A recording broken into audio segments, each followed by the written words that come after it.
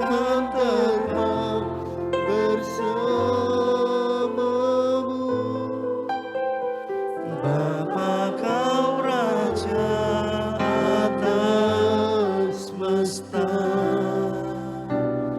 ku tenang sebab kau tekan lagi di saat badai bergelora,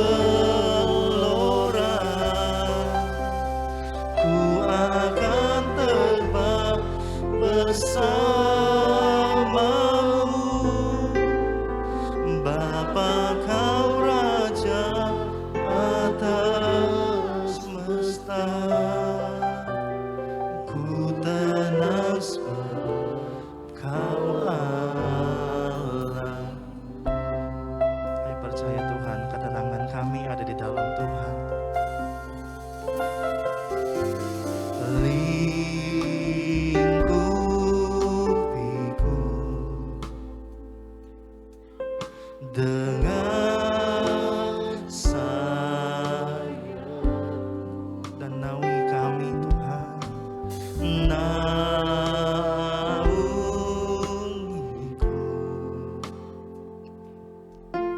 dalam kuasa. Kembali katakan lingkupiku,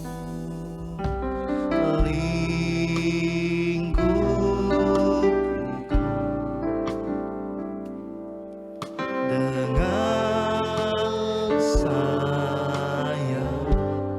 Biarlah naungi kami Tuhan dalam kuasa-Mu. Naungiku dalam kuasa, di saat badai bergelora, ku akan terbang bersamamu. Bapa kau Raja atas semesta, ku tenang sebab kau di saat badai bergelora, ku akan terbang bersamamu. Bapa kau Raja atas semesta, ku tenang sebab kau Allah. Mari bersama-sama bangkit berdiri, Bapak Ibu Saudara terkasih. Katakan, jiwaku tenang di dalam Tuhan.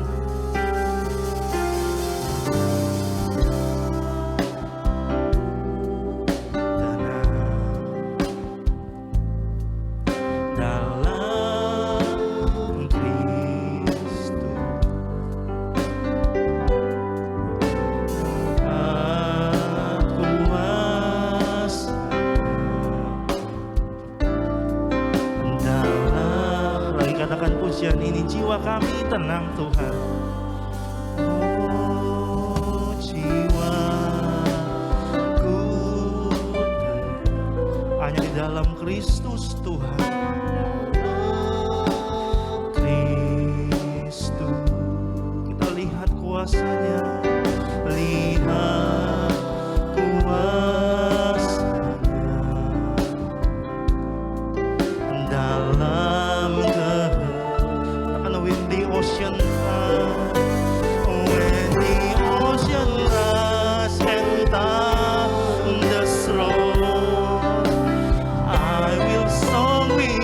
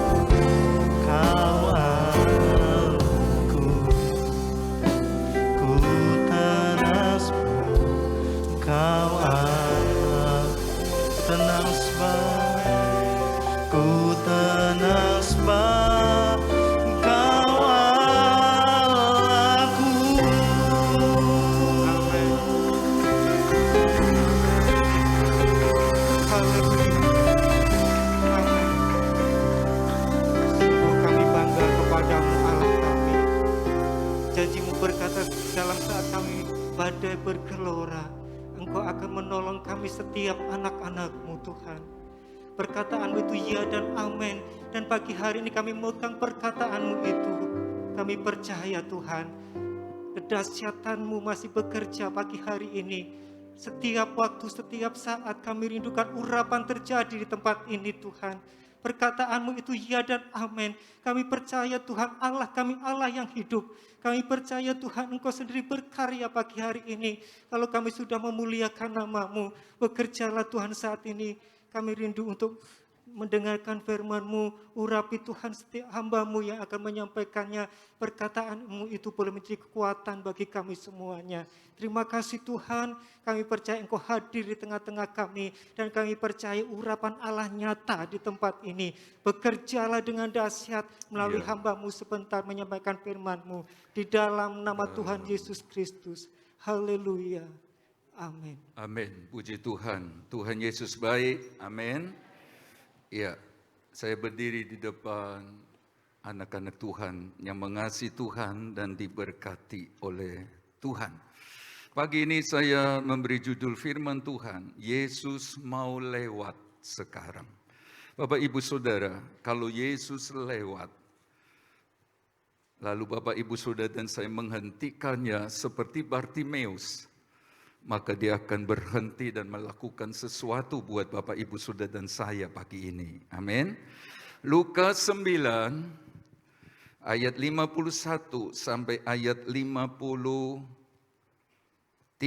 Bapak Ibu Saudara yang ada di ruang doa bisa mendengar suara saya dengan jelas, katakan amin. Yang di ruang doa. Baik. Kalau sudah didapat saya membacanya demikian. Lukas 9 ayat 51 sampai 53.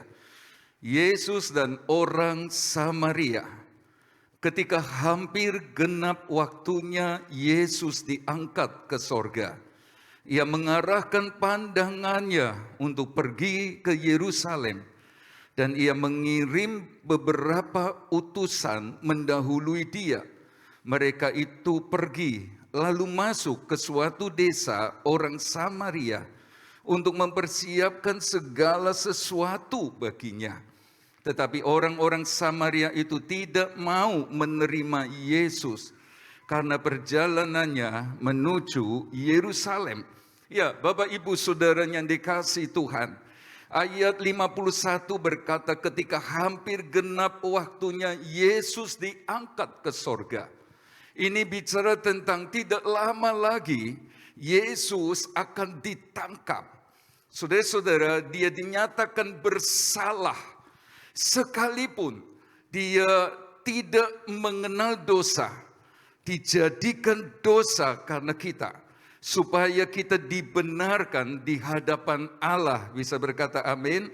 Saudara-saudara, dia ditangkap, dia dinyatakan bersalah, lalu dia dideritakan begitu rupa, dia disengsarakan sejadi-jadinya, dia diperlakukan semau-maunya, sekujur tubuhnya rusak. Saudara-saudara, dia berdarah-darah sampai akhirnya dia mati di kayu salib untuk menjadi jalan pengampunan dosa dan penebusan bagi kita semua. Saudara-saudara yang Tuhan kasih, dan pada saat-saat di mana Yesus hampir disengsarakan untuk kemudian mati di kayu salib, dia akan pergi ke Yerusalem. Yesus mengutus beberapa murid untuk datang ke Samaria. Saudara-saudara, mau numpang lewat. Kita belajar dari Yesus, dia sopan sekali. Saudara-saudara mau lewat, dia permisi dulu. Saya percaya anak-anak Tuhan di tempat ini adalah anak-anak Tuhan yang tahu sopan santun. Amin. Anak-anak mesti tahu etika. Ya, ada orang tua lagi duduk lalu mau jalan, bungkukkan badan sedikit, permisi dan lain sebagainya. Mesti tahu sopan santun. Apalagi semakin tinggi tingkat pendidikan seseorang, Saudara-saudara, nalarnya semakin bagus. Dia tahu aturan, dia tahu sopan santun. Nah, itulah yang kita lihat. Saudara-saudara, Yesus mau permisi. Tetapi kita membaca bahwa orang-orang Samaria tidak mau menerima Yesus. Orang-orang Samaria tutup pintu untuk Yesus. Orang-orang Samaria tolak Yesus. Orang-orang Samaria larang Yesus masuk lewat kotanya. Saudara-saudara, apakah yang menjadi sebab sehingga Yesus mau lewat tetapi ditolak oleh orang-orang Samaria? Saya percaya karena ada trauma masa lalu. Saudara-saudara, sehingga mereka bersikeras, mereka keras hati. Karena ada kekhawatiran, karena ada ketakutan bagi orang-orang Samaria. Sehingga mereka tolak rombongan Yesus. Ada ketakutan, ada kekhawatiran. Trauma masa lalu di mana orang Israel lewat ke Moab misalnya. Saudara-saudara, bisa-bisa mereka akan bukan cuma mata-matai, tapi akan menyerang, akan menguasai dan lain sebagainya. Bagi orang-orang Samaria, kalau rombongan Yesus, orang-orang Yahudi ini diizinkan lewat, ini pekerjaan ekstra, di mana mereka harus menjaga, di mana mereka harus mengawasi daerahnya. Ini pekerjaan ekstra. Saudara-saudara, bagi mereka lewatnya rombongan Yesus, bisa-bisa korbankan pekerjaan, korbankan kesibukan, korbankan waktu santai, waktu bersama keluarga. Saudara-saudara, mereka harus awas-awasi terus. Mereka takut, mereka khawatir. Saudara-saudara, ganggu kesibukan mereka. Gara-gara nanti mereka lewat, kita berhenti bekerja. Gara-gara urus Yesus lewat, kita enggak tenang. Karena harusnya bekerja, tidak bekerja. Saudara-saudara, mereka tidak mau repot. Saya bersyukur kepada Bapak Ibu Saudara. Yesus mau lewat sekarang. Amin. Kita datang karena kita mau repot. Kita korbankan pekerjaan. Kita korbankan kesibukan. Karena kita rindu dia lewat. Dia ada. Menjamah setiap kita. Tetapi orang-orang Samaria, Bapak Ibu Saudara, ini jadi ketakutan sendiri. Tetapi Bapak Ibu Saudara, alasan yang lain adalah Yohanes 4 ayat 9. Maka kata perempuan Samaria itu kepadanya, "Masakan engkau seorang Yahudi minta kepadaku seorang Samaria?" Sebab orang Yahudi tidak bergaul dengan orang Samaria. Jadi saudara-saudara, mereka tolak Yesus datang. Gambaran anak-anak Tuhan yang tutup pintu, keras hati. Jangan datang Tuhan. Saudara-saudara, nggak usah lewat. Ganggu aku lagi kerja. Ganggu aku lagi santai sama keluarga.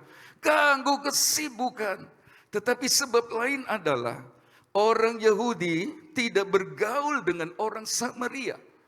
Dalam Esra 4 ayat 1 dipakai kata lawan orang-orang Yahudi. Itu bicara tentang musuh orang-orang Yahudi adalah orang-orang Samaria. Jadi mereka bermusuhan. Mereka saudara-saudara tidak bersahabat. Mereka tidak bergaul.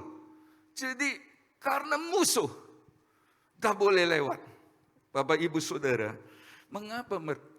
mengapa mereka bermusuhan seperti tertulis dalam Esra 4 ayat 1. Jadi Israel kan terbagi jadi 2. 10 suku menjadi kerajaan Israel Utara. Tetapi dua suku menjadi suku Israel, kerajaan Israel Selatan. Ini beribu kota di Yerusalem, ada Yehuda dan Benyamin. Tetapi 10 suku ini kerajaan Israel Utara beribu kotanya di Samaria. Nah, saudara-saudara, pada tahun kurang lebih 720-an sejarah menulis bahwa kerajaan utara ini, Israel, 10 suku ini dikuasai oleh Asyur, dikalahkan oleh Asyur, lalu mereka dibuang, 10 suku ini dibuang. Sehingga kita kenal 10 suku Israel yang hilang. Nah, sebagian masih tinggal di Samaria. Lalu sengaja Raja Asyur kirim bangsa-bangsa lain masuk ke sana. Sehingga terjadi perkawinan campuran. Saudara-saudara, nah orang-orang Yahudi yang ada di Yerusalem memandang orang-orang Samaria bukan lagi orang Israel asli. Mereka sudah bercampur. Mereka bukan orang Yahudi beneran. Saudara-saudara, penyembahan mereka juga sudah beda. Mereka punya ibadah di Gunung Gerizim, sementara orang Israel beribadah di Bait Allah di Yerusalem. Bukan hanya itu, saudara-saudara, mereka hanya pegang 5 kitab Musa. Apa saja? Kejadian, Keluaran, Imamat, terus baca Alkitab, Bilangan, Ulangan. Mereka cuma pegang 5. Saudara-saudara, plus menyembah Allah-Allah dari bangsa-bangsa lain di mana mereka kawin campur.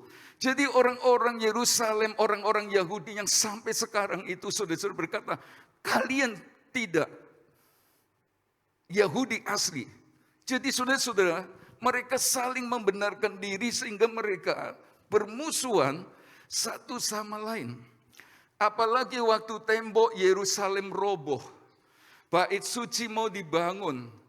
Orang-orang Samaria ini ganggu orang-orang Israel yang di Yerusalem itu, saudara-saudara, melemahkan rakyat dan lain sebagainya. Jadi lihatlah dari abad 7 sebelum Masehi, begitu panjang mereka bermusuhan terus. Sampai Lukas 9 ayat 51, Yesus mau lewat. Dilarang. Tidak boleh. Bapak Ibu Saudara, itu berarti kalau mereka tidak izinkan rombongan Tuhan Yesus lewat, berarti mereka hidup dalam kepahitan selama ini. Bayangkan saudara-saudara, 700 tahun lamanya mereka hidup dalam kepahitan, hidup dalam kemarahan, hidup dalam ketidakpuasan. Mereka hidup dalam kekesalan hati kepada orang Yahudi yang di Yerusalem. Bapak Ibu Saudara, mereka hidup dalam kebencian. Jadi pahitnya itu sudah mendarah daging. Yang lebih cilaka lagi adalah 700 tahun itu berarti papa cerita sama anak. Saudara-saudara, papa cerita sama cucunya. Saudara-saudara, lalu cerita lagi, kepahitan menular. Kepahitan atau akar pahit itu seperti aliran air yang mengalir dan mencemari banyak orang. Kalau Bapak Ibu Saudara dan saya pahit sama seseorang, pasti mau tidak mau, kemana saja Bapak Ibu Saudara pergi, pasti cerita orang itu. Saudara-saudara, kita pasti ceritain orang itu. Ke Jakarta, ketemu teman di sana. Saudara-saudara, pasti orang yang Bapak Ibu Saudara saya benci nongol di pembicara. Saudara-saudara, kemana saja pergi, pahit. Nah, itulah keadaan orang-orang Israel, Samaria, dan Yerusalem. Mereka simpan pahit, mereka benci, mereka kesal hati, mereka marah. Sampai-sampai rombongan Yesus mau lewat, mereka berkata, tidak. Mereka keras hati. Mereka tutup pintu. Perhatikan.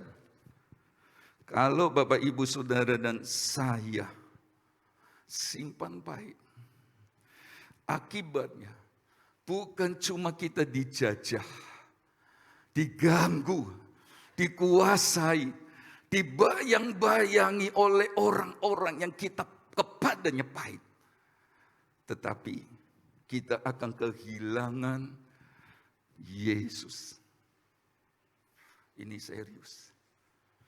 Orang-orang Yahudi di Samaria dengar Yesus mau lewat. Mereka berkata, tidak. Mereka tidak pernah lihat Yesus. Berarti saudara-saudara, mereka kehilangan kehadiran Yesus. Saya mau berkata, adakah di antara Bapak, Ibu, Saudara, dan saya pahit lalu bisa menyembah Tuhan, apalagi rasa hadirat Tuhan, lalu berkata-kata dalam bahasa roh, omong kosong. Tidak mungkin. Orang-orang Samaria tidak lagi rasa hadirat Tuhan. Saudara-saudara, sebab Yesus ditolak. Mereka nggak pernah lihat wajah Yesus. Mereka nggak pernah lihat tangan Yesus yang berkuasa itu. Saudara-saudara, dia nggak pernah merasakan hadirnya. Nggak pernah merasakan lawatannya. Ingat ke Bapak, Ibu, Saudara, waktu Yesus ada di sebuah rumah. Dia sedang mengajar, semua memenuhi ruangan itu sehingga tidak ada seorang. Sehingga orang yang sakit lumpuh nggak bisa masuk.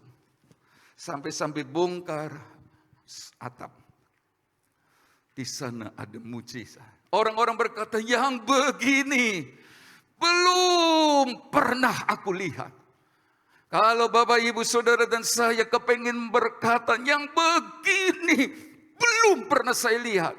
Pastikan buang kepahitan. Bisa berkata amin?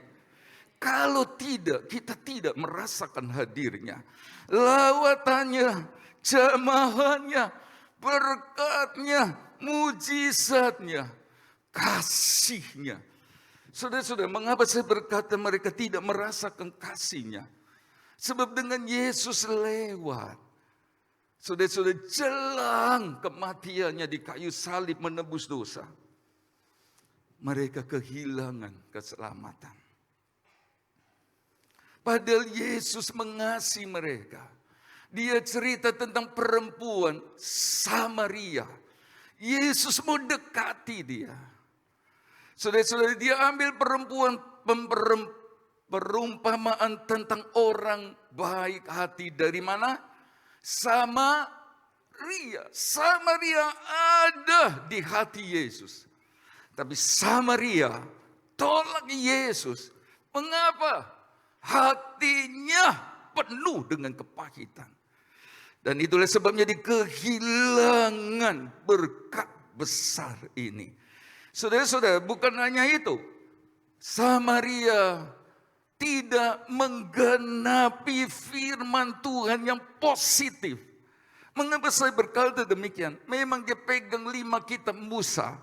Tetapi Kejadian 3 ayat 15 berkata bahwa keturunan perempuan itu akan menginjak kepala ular. Ini bayangan Yesus mati di salib, hancurkan pekerjaan iblis dan selamatkan orang berdosa. Tapi ayat ini tidak pernah mereka alami sampai ke Lukas 9 ayat 51 sampai 56. Ulangan 18 ayat 18 berkata, seorang nabi akan dibangkitkan pada akhir zaman. Saudara-saudara, itu bicara tentang Yesus yang akan datang. Mesias itu. Tetapi mereka tidak mengalami Yesus ini. Justru Yesus datang, mereka tolak. Lihat, kalau kita pahit, rugi besar. Rugi besar. Bukan hanya itu Bapak, Ibu, Saudara. Karena mereka pahit, maka ada penundaan. Saudara-saudara, harusnya Yesus yang mau mati di kayu salib lewat dan mereka bisa mengerti kasihnya besar. Kok mau mati di kayu salib? Tapi tunggu nanti Kisah Para Rasul 8 ayat 3. Yohanes dan Petrus khotbah dan mereka baru tahu kasih Yesus. Ada penundaan. Saya berdoa, Tuhan tolong, jangan ada penundaan waktu di mana Tuhan menolong, memberkati, mengangkat, dan lain sebagainya. Bisa berkata amin? Saudara-saudara, tolak lawatan Yesus. Ibadah mereka kosong. Di Gunung Gerizim, mereka punya pusat penyembah. Sehingga waktu Yesus bertemu dengan perempuan Samaria, Yesus berkata akan datang waktunya orang menyembah bukan di gunung ini. Gunung Gerizim tempat orang Samaria menyembah. Tapi juga bukan di Yerusalem. Tidak ada artinya kalau ibadah kita tidak ada Yesus. Dia mesti lewat. Dan saya sangat percaya dia mau lewat sekarang. Amin. Bapak Ibu Saudara, lihatlah ada hubungan yang sangat erat ya. Dan sangat penting antara kepahitan dengan lawatan Tuhan dan jamahan Tuhan. Ada hubungan yang sangat penting sekali. Kepahitan dengan berkat-berkat Tuhan. Kalau simpan pahit, tidak ada berkat. Tidak ada. Selalu saya berkata harus Manasya lahir dulu. Manasya artinya Tuhan membuat aku lupa. Kemudian Efraim lahir. Efraim artinya berbuah-buah. Selalu. Itulah sebabnya Roh Kudus tolong kita semua. Supaya jangan tinggal dalam kepahitan. Kepahitan menular. Hati-hati. Saudara-saudara, bukan cuma kita yang rugi. Anak yang ikut pahit, rugi. Cucu yang ikut pahit, rugi. Dan generasi berikutnya yang terus diceritai tentang jelek orang. Saudara-saudara, tentang jahat orang. Merusak masa depannya. Merusak.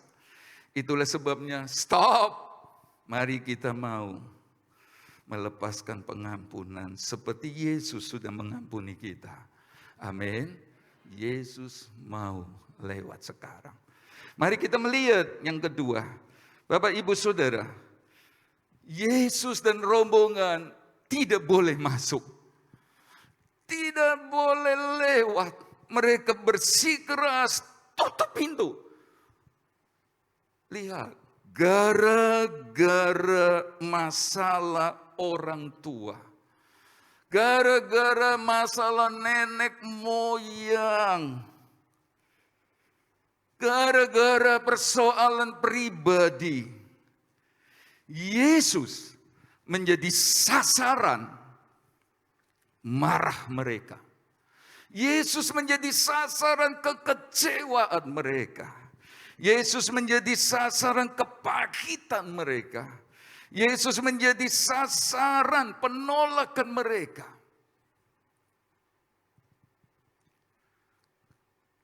Kenapa Yesus dibawa-bawa? Kenapa Yesus harus dijadikan sasaran marah? Dan Bapak Ibu Saudara, ini pelajaran penting. Jangan sampai Yesus jadi sasaran marah, kecewa, kekesalan hati kita. Ada persoalan pribadi dengan yang lain. Yesus sepertinya, tapi setelah dengar firman ini kita berkata sengaja gak boleh lewat. Gak boleh masuk setelah dengar firman ini. Gara-gara persoalan satu dengan yang lain. Soal pekerjaan sepertinya kok begini ya. Yesus menjadi sasaran marah kita. Sehingga kita tinggalkan juru selamat. yang sedang berjalan ke Yerusalem untuk mati di kayu salib di luar tembok itu. Kita tidak beribadah, kita kurangi melayani, kita berhenti taat firman. Yesus jadi sasaran jengkel kita. Pertanyaannya adalah, apa salah Yesus sehingga dia dibawa-bawa? Salah apa dia sama saudara, sama saya? Salah apa? Oh sudah lihatlah, dia nggak pernah salah, bisa berkata amin. Rencananya sempurna, perbuatannya heran. Selama Bapak Ibu Saudara turut kehendaknya, dia akan jadi pribadi yang ada saja untuk saya dan Bapak Ibu Saudara. Salah apa? Salah apa dia sehingga dia jadi sasaran marah kita? Saudara-saudara, rugikan apa? Kita dirugikan apa? Justru kita beruntung punya Yesus. Yang beruntung percaya Yesus berkata amin. Iya, kita ini untung loh. Ada lagu lama berkata, ya untungku besar dan lain sebagainya. Rugikan apa?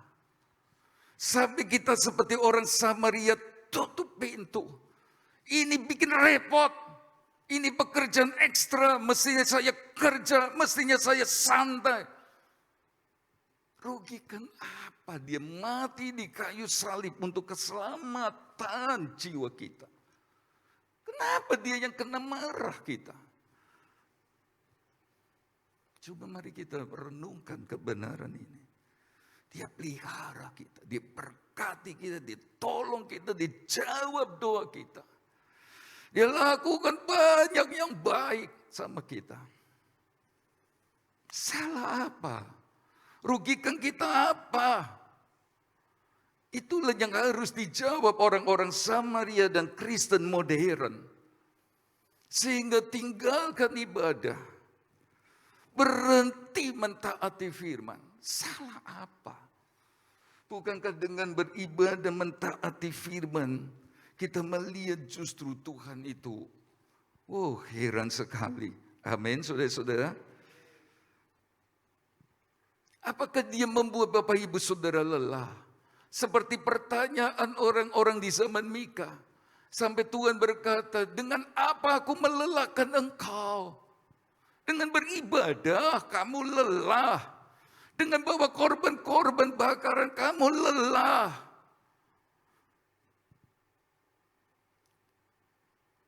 Apakah Bapak Ibu Saudara dilelahkan oleh Tuhan? Mari jujur. Kita yang bikin dia lelah walaupun dia nggak pernah lelah. Kita yang suka ngerepoti dia. Kita yang suka paksa-paksa dia. Kenapa dia jadi sasaran marah kita, Bapak Ibu Saudara?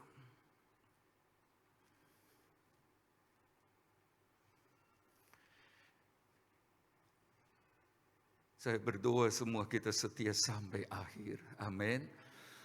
Sebab orang yang meninggalkan Tuhan, pahit, kata Yeremia 2 ayat 19. Pahit. Kata jahat ditulis buruk. Jadi pedih, pahit, buruk orang yang tinggalkan Tuhan. Walaupun mungkin bergelimangan harta dan lain sebagainya, tapi kosong. Sebab roh manusia hanya bisa dipuaskan oleh rohnya, oleh perkara-perkara rohani. Dan kalau kita tinggalkan Tuhan, kita seperti orang membuat kolam yang bocor. Sia-sia. Baik, saya akan mengakhiri dengan kalimat begini. Tidak sepenuhnya kekhawatiran trauma masa lalu Samaria terhadap orang-orang Yahudi, dalam hal ini rombongan Yesus, salah. Atau kalimat yang lebih tepatnya adalah kita bisa ngertilah kenapa orang-orang campuran Yahudi dan bangsa-bangsa lain yang tinggal di Samaria tolak rombongan Yesus karena menuju Yerusalem. Saya bisa mengerti. Mari kita baca Lukas 9 ayat 54. Ketika dua muridnya yaitu Yakobus dan Yohanes melihat hal itu, mereka berkata, "Tuhan, apakah Engkau mau supaya kami menyuruh api turun dari langit untuk membinasakan mereka?" Terjemahan bahasa lain berkata, seperti yang pernah Elia buat dulu. Berkata, api turun, habisi 50 orang ini. Hebat ya. Karisma. Hebat ya. Doanya hebat. Sampai dia berkata, seperti Elia dulu. Minta api turun dari langit. Yohanes dan Yakobus pun berkata demikian. Hebat. Hebat pelayan Tuhan ini. Hebat anak Tuhan ini. Bagus pelayanan murid-murid ini. Menakjubkan.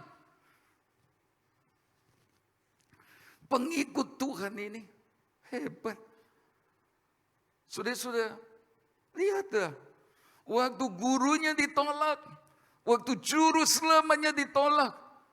Mereka spontan, Tuhan, apakah perlu supaya aku minta api turun dari langit? Supaya mereka binasa, lenyap. Sudah lihat? Betapa cintanya mereka kepada Yesus. Betapa belani Yesus. Nggak terima juru selamatnya. Ditolak. Oh memang kalau ditolak menyakitkan sekali, saudara-saudara. Tetapi inilah yang kita belajar. Sehingga kita bisa mau mengerti. Walaupun saya tidak membenarkan orang-orang Samaria menolak Yesus. Membiarkan kepahitan turun-temurun. Sebab mereka yang rugi sendiri. Menjadikan Yesus sasaran marah mereka. Saya bisa ngerti walaupun saya nggak benarkan mereka. Mereka salah lah. Sebab ini. Sebab ada anak-anak Tuhan. Ketoe cinta Tuhan. Kelihatannya bela Tuhan.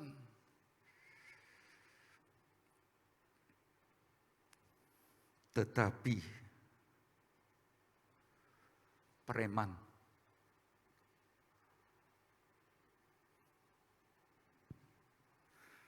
Mereka murid Yesus.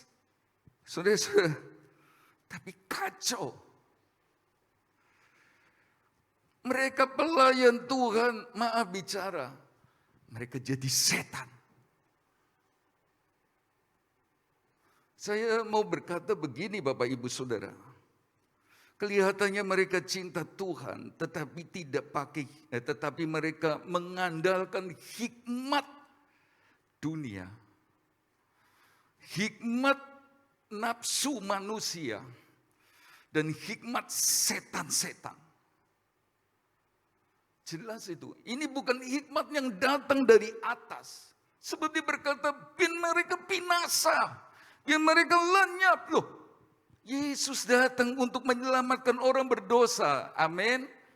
Sekarang Yohanes Yakobus ben mati, ben lenyap, ben binasa. Wih, ada dah gembala gini. Ada, itulah yang kita baca sekarang. Bukan hikmat dari atas. Yakobus 3 ayat 13. Yakobus 3 ayat 13. Siapakah di antara kamu yang bijak dan berbudi? Baiklah ia dengan cara hidup yang baik menyatakan perbuatannya oleh hikmat yang lahir dari kelemah lembutan. Jika kamu menaruh perasaan iri hati dan kamu mementingkan diri sendiri, janganlah kamu memegahkan diri dan janganlah berdusta melawan kebenaran apapun alasannya, bahkan berkedok di dalam kebenaran. Itu bukanlah hikmat yang datang dari atas, tetapi dari dunia, dari nafsu manusia, dari setan-setan.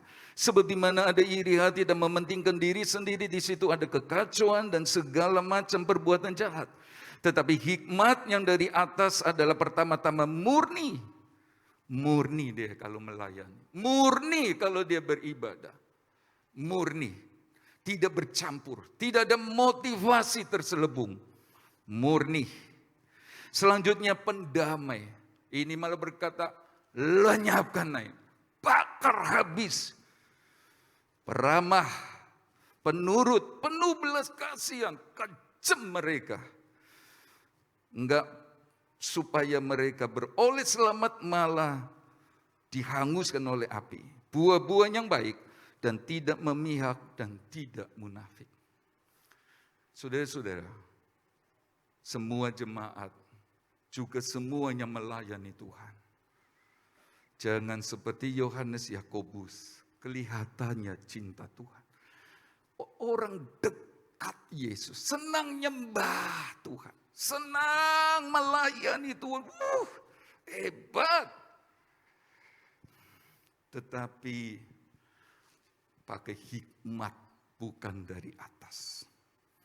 Hikmat dunia, hikmat manusia, hikmat setan. Jangan. Jangan. Itulah sebabnya Yesus ditolak. Itulah sebabnya Yesus enggak diterima. Itulah sebabnya Yesus dimarahi atau jadi sasaran marah. Tentu kita mengingat tentang Mahatma Gandhi. Dia pernah berkata, dia pemimpin pergerakan kemerdekaan India. Orang penting di sana. Saya tak pernah menolak Kristus. Saya suka sama Kristus Anda. Tapi saya tidak suka dengan orang-orang Kristen Anda. Jika orang Kristen benar-benar hidup menurut ajaran Kristus seperti yang ditemukan di dalam Alkitab, seluruh India sudah menjadi Kristen hari ini. Kenapa Yesus ditolak di sana? Walaupun ada yang menerimanya. Ini orang suka baca khususnya khotbah di bukit dari Yesus. Ia berkata, aku suka dengan Kristusmu, tapi aku enggak suka dengan orang Kristen Anda. Sebab banyak orang Kristen, mari kita jujur. Kelihatannya cinta Tuhan, melayani dekat, senang menyembah. Tapi mengandalkan hikmat manusia, hikmat dunia, bahkan hikmat setan. Yang bikin kacau, yang bikin ruwet, yang bikin rusak, yang bikin kacau.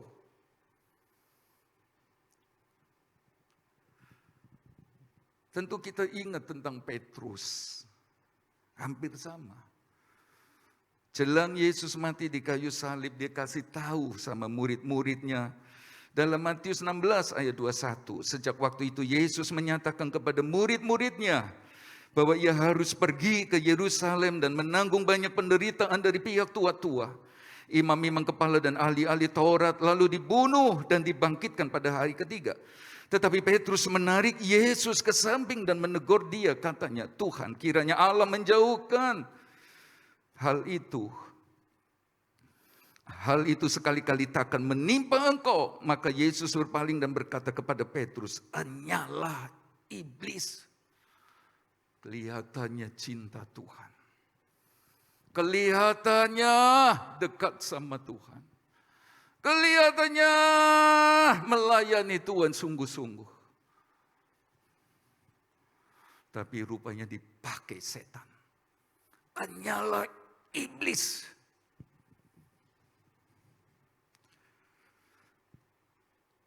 Suatu saat Leonardo da Vinci membuat sebuah lukisan, bukan cuma Mona Lisa, tetapi lukisan tentang perjamuan terakhir. Habiskan waktu 7 tahun. Sulit untuk mencari wajah Yesus, mewakili wajah Yesus. Tapi dia cari-cari, akhirnya dia dapat seorang pemuda berusia 19 tahun. Saudara-saudara, dia berkata, mari datang. Aku akan melukis wajahmu seperti Yesus. Dia lukis 6 bulan waktunya. Seorang yang wajahnya lembut, rendah hati, sorot matanya baik. Wah, mewakili Yesus. Lalu sisanya saudara-saudari butuhkan waktu 6 tahun. Tinggal satu lagi, Yudas Iskariot. Bapak Ibu Saudara yang Tuhan kasih, ini sulit sekali. Cepat cerita, dia harus cari di penjara bawah tanah di Roma, Italia. Penjara yang sudah kotor begitu.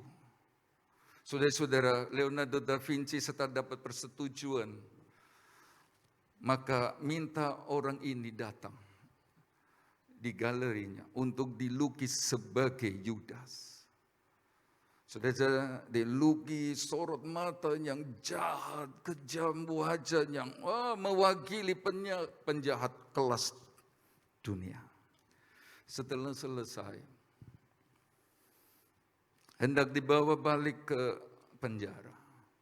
Orang muda ini sudah berkata, Tuan Leonardo da Vinci, ingatkah engkau kepada?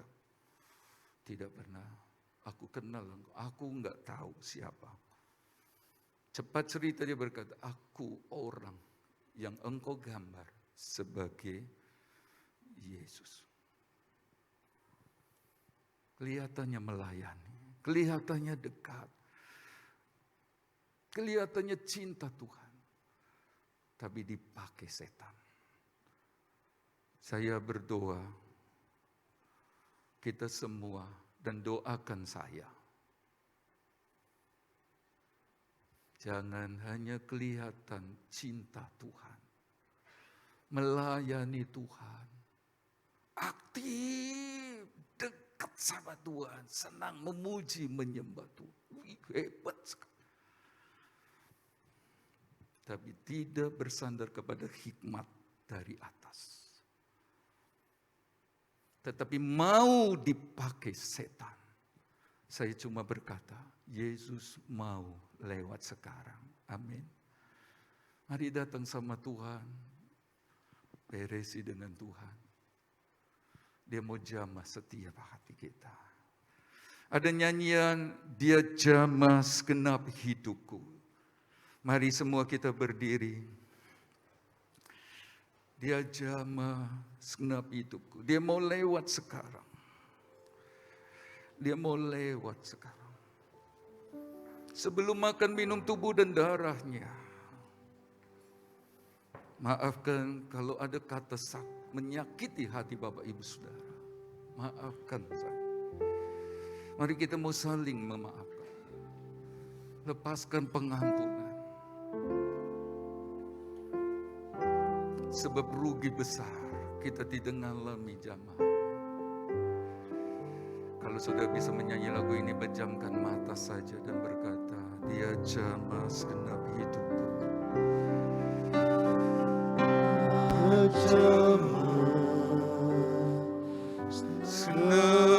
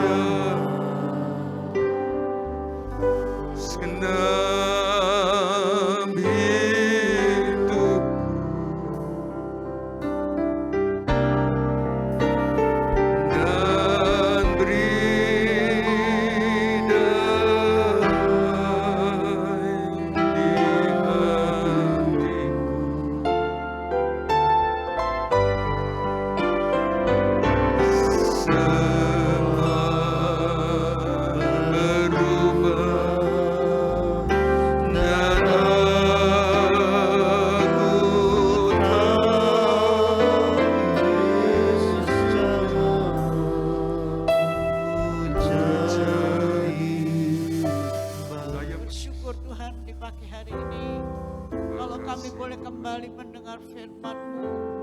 Bila menjadi doa kami sidang jemaat Tuhan, setiap hati kami Engkau mau jamah Tuhan, sehingga kami boleh memiliki hati yang baru, hati yang berkenan kepada Tuhan. Tuhan, pilih kami satu persatu Tuhan. Kalau di antara hidup kami dan memiliki hati yang tidak benar di hadapan Engkau, memiliki hati kepahitan, memiliki hati yang tidak berkenan kepada Tuhan, biarlah kuasa firman-Mu dan kuasa Roh Kudus yang akan mengubahkan kami, sehingga kami boleh memiliki hati yang baru. Dan kami boleh berkenan untuk makan tubuh minum darah Tuhan. Amin. Kami percaya Tuhan, tubuh darah berkuasa untuk menolong kami, berkuasa untuk menyucikan hati kami dan kehidupan kami. Amin. Tuhan, terlebih beri iman kepada kami semua. Sebentar kami akan makan tubuh dan minum darah Tuhan. Kami akan menerima berkat-berkat Tuhan yang Kau sudah sediakan bagi kami. Amin. Yang lemah boleh dikuatkan, yang susah boleh dihiburkan, yang sakit boleh dijamah, Amin. disembuhkan Tuhan. Terlebih kami boleh mengingat kasih-Mu yang besar. Ya. Engkau sudah mati tersalib menjadi korban untuk keselamatan jiwa kami. Sehingga di pagi hari ini kami boleh kembali bersekutu Terima dengan kasih, Engkau, Tuhan. lipat tubuh darah Tuhan, dan kami boleh dibaharui ya Tuhan. Terima kasih Tuhan. Engkau berkati kami Terima semua kasih, yang sudah Tuhan. hadir dan sudah mendengar firman-Mu, dan kami boleh makan tubuh minum darah Tuhan. Dibaharui, diberkati kami ya Tuhan. Amin. Di dalam nama Tuhan Yesus Kristus kami berdoa. Dengarkan firman Tuhan, sebab apa yang telah kuteruskan kepadamu, telah aku terima dari Tuhan, yaitu bahwa Tuhan Yesus pada malam waktu Ia diserahkan, mengambil roti, dan sesudah itu Ia mengucap syukur atasnya.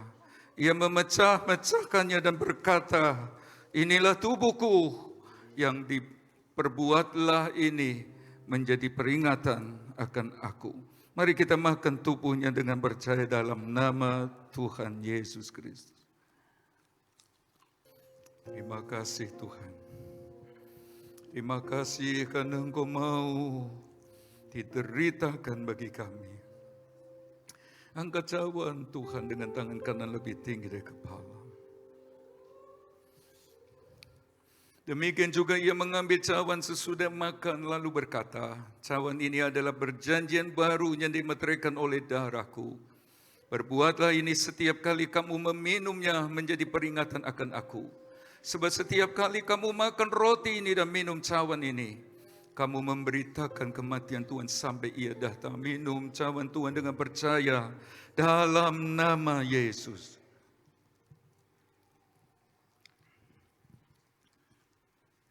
Mari bersyukur sama Tuhan. Terima kasih Tuhan. Terima kasih buat korban-Mu di kayu salib. Terima kasih buat pengampunan dosa. Terima kasih buat keselamatan di dalam Engkau. Makan minum tubuh dan darah-Mu, Engkau di dalam kami, kami di dalam Engkau. Yang sakit jamah dan sembuhkan dalam nama Yesus. Susah dihiburkan, lemah dikuatkan. Sesuatu terjadi dan nama-Mu dimuliakan. Terima kasih Tuhan, terima kasih. Terima kasih. Kami memuji kebesaran-Mu. Sementara Bapak Ibu Saudara dipersilakan duduk. Haleluya. Kita akan lanjut dengan penyerahan anak-anak. Terima kasih Tuhan, kami memuji kebesaran-Mu. Memuji kebesaran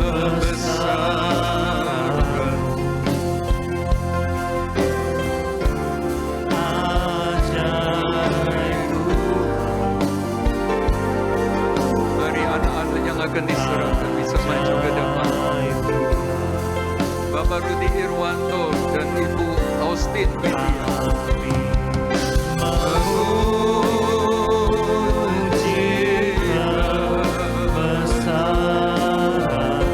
Bapak Setia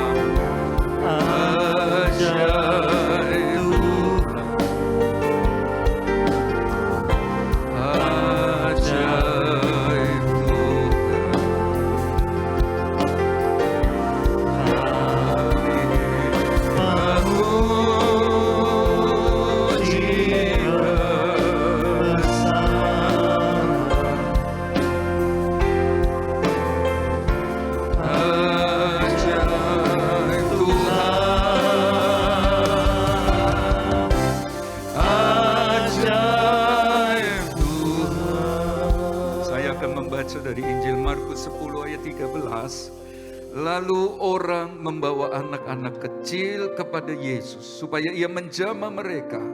Akan tetapi murid-muridnya memarahi orang-orang itu.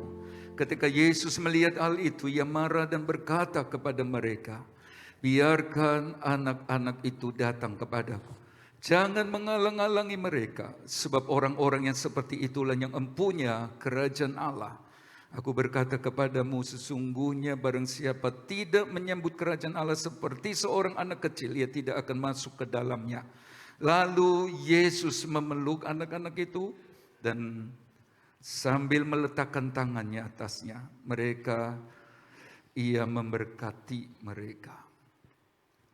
Yesus marah waktu anak-anak datang sama Tuhan. Itu berarti Yesus senang waktu anak-anak dibawa dan diserahkan kepada Tuhan Yesus. Amin. Bapak Setio Hadi dan Ibu Yantini Irwana, juga Bapak Rudi Irwanto dan Ibu Austin Widya datang menyerahkan anak-anak. Tuhan senang. Bapak Ibu Saudara semua yang bawa anak-anak datang sekolah minggu sebentar, Tuhan senang. Justru marah kalau kita menghalang-halangi mereka datang kepada Tuhan. Dan kalau anak-anak diserahkan sama Tuhan, itu berarti orang tua perlu Tuhan. Menyerahkan sepenuh kepada Tuhan. Dan anak ada dalam genggaman Tuhan, ada dalam berkat Tuhan, ada dalam penyertaan Tuhan. Terserahlah sama Tuhan. Tapi yang jelas, kalau anak-anak diserahkan sama Tuhan, Tuhan melakukan yang terbaik buat mereka. Puji Tuhan. Bapak Ibu Saudara, mari kita ikut mendoakan anak Sean, Matthew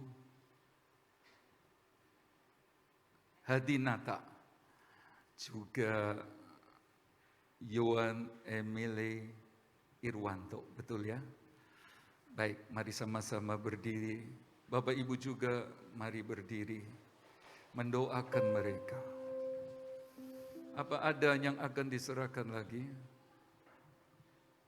Oh ya, Ibu Iin.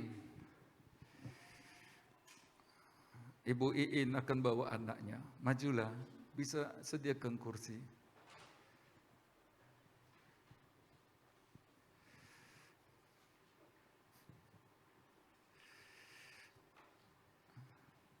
Kuserahkan, kuserahkan. Mari kita nyanyi lagu ini. Ya.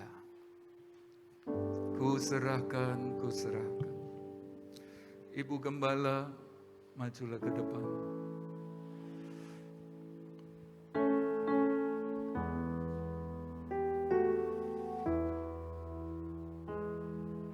Ya, kuserahkan, kuserahkan.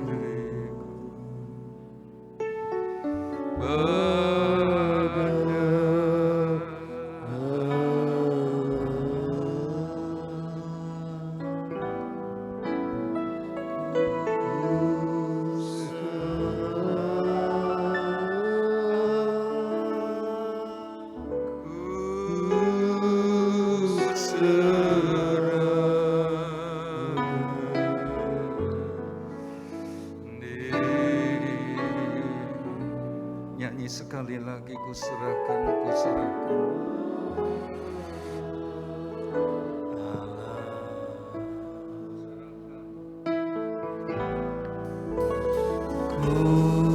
Kuserahkan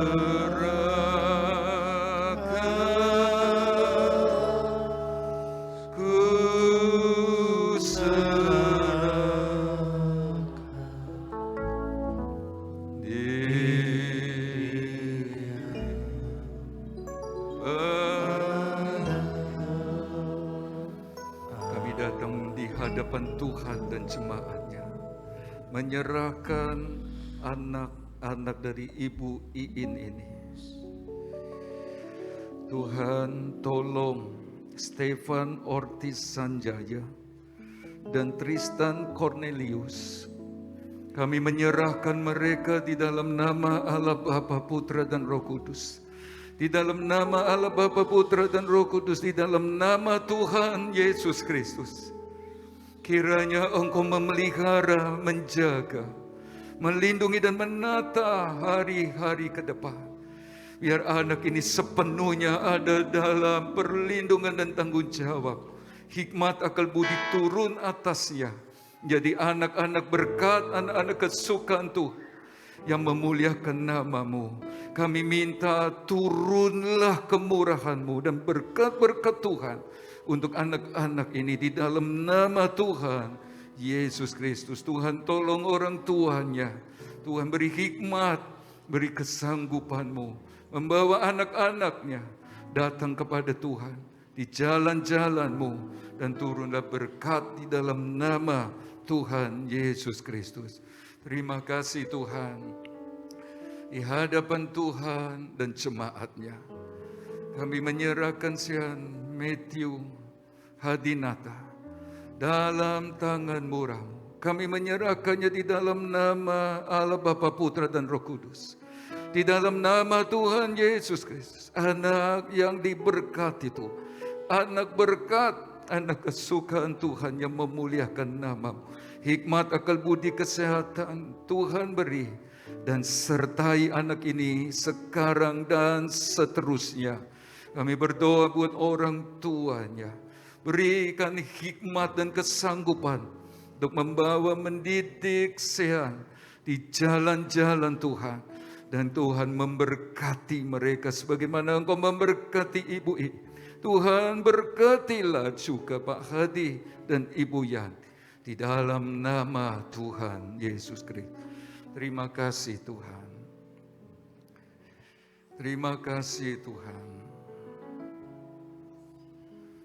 Di hadapan Tuhan dan jemaatnya, kami menyerahkan anak Yohan Emily Irwanto dalam kemurahan-Nya Tuhan. Kami menyerahkannya di dalam nama Allah Bapa, Putra dan Roh Kudus, di dalam nama Tuhan Yesus Kristus. Tuhan serta Tuhan tolong anak ini jadi anak berkat, anak kesukaan Tuhan yang memuliakan nama-Mu. Hikmat, akal budi, sekatku dalam pemeliharaan Tuhan sekarang dan seterusnya. Terima kasih Tuhan, orang tua Emily. Tuhan berkati Saudara Rudy dan Saudara Austin. Di dalam nama Tuhan Yesus Kristus, berkat-berkat Tuhan turun atas mereka. Juga membawa dan mendidik anak-anak di jalan-jalan-Mu.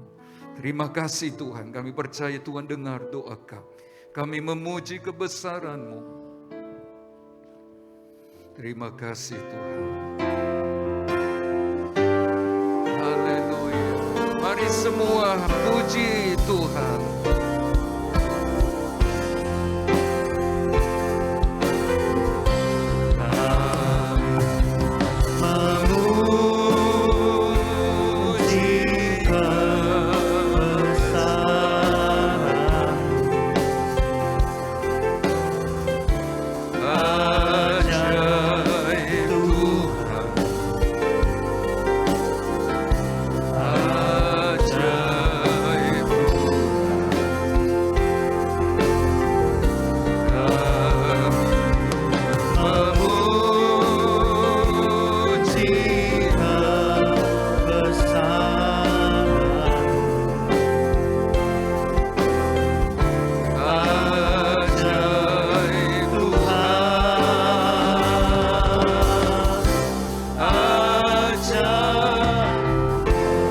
kasih Tuhan, kami percaya semua kami ada dalam genggaman tangan Tuhan yang penuh segala-galanya.